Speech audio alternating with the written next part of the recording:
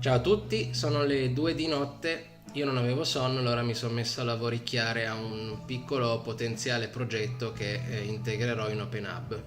Adesso giro la telecamera e vi faccio vedere.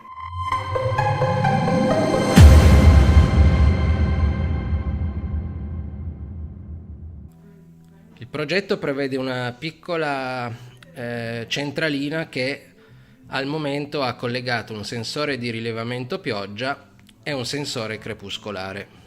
Entrambi i sensori sono collegati al convertitore analogico digitale che mi permette di sfruttare gli ingressi digitali del Sonoff per comandare fino a 4 dispositivi analogici.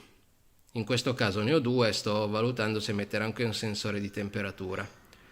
Il Sonoff è qua, è un Sonoff 4 canali Pro, versione 3, che mi servirà per comandare delle luci sul terrazzo, e al Sonoff ho aggiunto praticamente le braccia.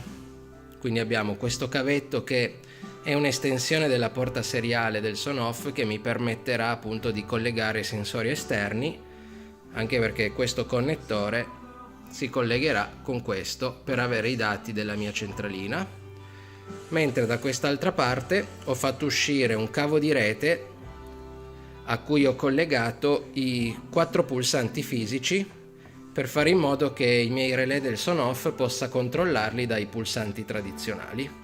Ovviamente il tutto sarà integrato in OpenHub, quindi ci vediamo ai prossimi video per vedere l'integrazione insieme.